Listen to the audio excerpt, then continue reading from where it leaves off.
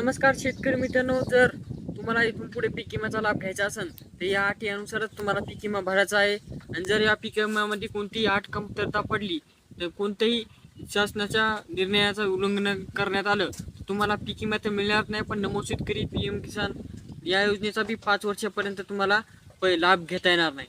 यामध्ये कोणकोणत्या अटी आहेत आणि कोणता जार नवीन काढण्यात आला आहे सरकारकडून संपूर्ण माहिती मिळणार आहे. पण त्याआधी नवीन असाल तर चॅनलला सबस्क्राईब करायचे विसरू नका. शेतकरी मित्रांनो, तुम्हाला माहीत आहे जे काही शेतकऱ्यांना खरीप हंगाम 2026 साठी पीक विमा मंजूर करण्यात येणार, म्हणजे की पीक विमा भरायचा आहे, त्यासाठी काही पात्र अटी काढण्यात आल्यास नवीन जार काढण्यात आला आहे. सर्वप्रथम तर शेतकरी मित्रांनो, फार्मा ही 2025 पासूनच बंधनकारक करण्यात आली. पण यावर्षी जर फार्मा ID नसेल तर पीक विमा भरण्याचं लांबच राहिलं, पण तुम्हाला पीक विमा भरता येणार नाही. जर फार्मा ID काढल्यानंतर शेतकऱ्यांनी जे काही शेतकरी पीक विमा भरणार आहेत ते शेतकरी आहे का नाही, किंवा तो मृत्यू पावलेला शेतकरी आहे तरी पण तुम्ही त्याच्या नावावर जमीन आहे आणि पीक विमा भरून त्याचा लाभ घेत असाल तर तुमच्यावर कारवाई करण्यात येणार आहे. म्हणजे की इथून पुढे 5 वर्षे तुम्हाला पीक विमा मिळणार नाही, नमो शेतकरी मिळणार नाही आणि कोणत्याच योजनेचा लाभ घेता येणार नाही. दुसरी महत्त्वाची बाब, कोणत्या क्षेत्रामध्ये कोणतं पीक हे फार्मा ID द्वारे साफ तुम्हाला कळणार आहे आणि शासनाला पण कळणार आहे.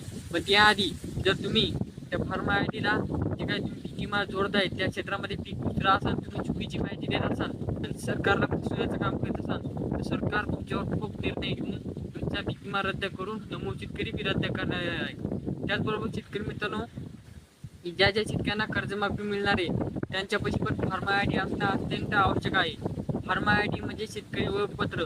आधार कार्ड तुमचं आधार कार्ड काम करत आहे तसेच फार्मा ID बी काम करणार आहे. आणि याच अनुषंगाने सांगू इच्छितो की शेतकरी मित्रांनो, जे काही तुम्हाला पैसे मिळणार आहेत पीक विम्याचे इथून पुढे, ते तुमच्या नुकसान किती झालं हे संपूर्ण जास्त प्रकार होणार. कारण की पीक विमा ॲप बी काढण्यात आली आहे. पीक पाहणी बरोबर करणं लागणार तुम्हाला, पीक तक्रार करणं लागणार तरच तुम्हाला पीक विमा मिळणार, नाहीतर अन्यथा तुम्हाला एकही चुकीमुळे पीक विमा मिळणार नाही. तुम्हाला माहीत आहे 2025चा जो काही थकीत पीक विमा आहे अजून काही शेतकऱ्यांना मिळाला नाही. असं होऊ नये म्हणून ते तुम्हाला पूर्व सूचना देत आहे मी. कोणती कामं करायची नाही आहेत. सर्वप्रथम पीक विमा भरताना तुम्हाला पीक विमा त्यासाठी तुमची जी काही सातबारा आहे ती लावायची आहे. त्यानंतर तुमची फार्मा ID लावायची आहे आणि त्याचबरोबर तुमचे जे काही पीक विमा कोणत्या क्षेत्रामध्ये काय भरलेले हे तुम्ही लक्षात ठेवायचं आहे. त्यानंतर जेव्हा पीक विमाची पीक पाहणी करायची असते, जेव्हा तुमची पीक जमिनीबाहेर निघते तेव्हा तुम्हाला त्याची पीक पाहणी योग्य प्रकारे करायची आहे, तक्रार योग्य प्रकारे करायची आहे. नुकसान झाल्यानंतर तरच तुम्हाला पीक विमा मिळणार आहे. आता ही माहिती तुमच्या मित्रांना पाहून शेअर करा, जेणेकरून ते पण सतर्क होतील.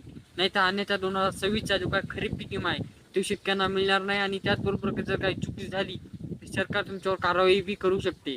ही माहिती तुमच्या मित्रांना पाहून शेअर करा. तुम्हाला कशी वाटली माहिती कमेंट करून सांगा. त्याचबरोबर चॅनलवर नवीन असेल सबस्क्राईब करा, लाईक करा. भेटूया नेक्स्ट वेळी. तोपर्यंत चॅनलला सबस्क्राईब आणि लाईक करून शेअर सुद्धा करा. धन्यवाद.